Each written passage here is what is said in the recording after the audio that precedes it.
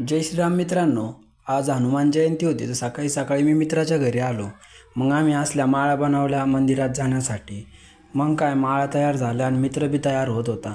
मित्र बी तयार झाला आणि मग काय त्याला म्हटलं चाल म्हटलं पटकन. मग आम्ही माळा गिळा घेतल्या आणि निघलो ना मंदिरात. जायला त्याला म्हटलं चाल म्हटलं आपली धन्नो स्टार्ट कर म्हटलं.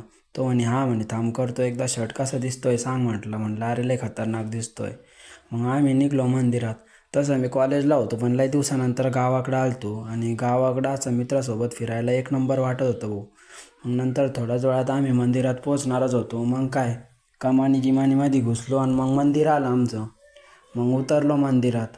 शाळेला मंदिरात आल्यावर तुम्हाला माहिती आहे यार, हनुमानाच्या मंदिरात आलं म्हणजे एक नंबर ऊर्जा वाटते, एक नवीनच एनर्जी येते अंगामध्ये, एकदम पॉझिटिव्हिटी.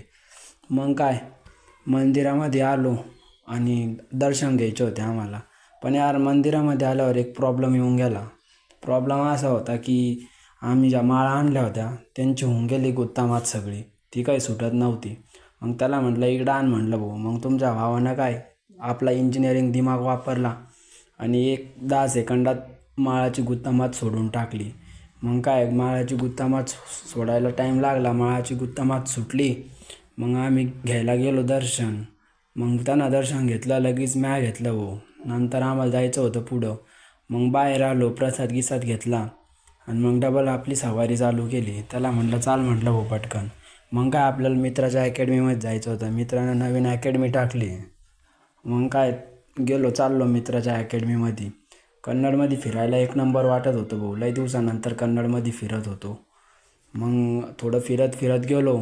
मग थोड्याच वेळानं मित्राची अकॅडमी येणार होती. मग मित्राच्या अकॅडमीत जायचं होतं कारण मी त्याच्या अकॅडमीत गेलोच नव्हतो. त्यानं आत्ताच अकॅडमी चालू केली.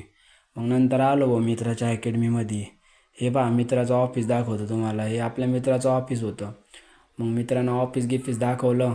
बसला थोडा. नंतर तो म्हणे ऑफिस तर आहे म्हणे, चाल म्हणे तुला आपलं टीचिंग हॉल दाखवतो म्हणे.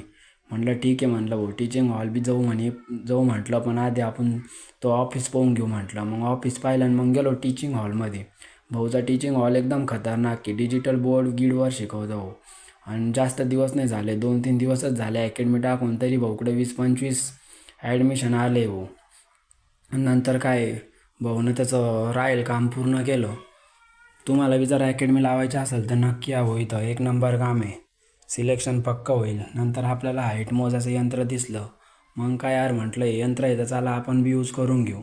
मग त्याला म्हटलं मग हाईट मोज म्हटलं भावा. तो म्हणे हां म्हणे चाल म्हणे तो हाईट मोजू म्हणे. म्हणे यार तो हाईट तर लय वाढली म्हणे, पहिले आमच्यापेक्षा लहान दिसायचा म्हणे, आता लय लंबा झाला म्हणे. म्हटलं हो भाऊ झालो म्हटलं, दिवस बदलायला टाईम नाही लागत म्हटलं. मग काय तुम्ही कमेंटमध्ये सांगा नक्की आपली हाईट किती असेल.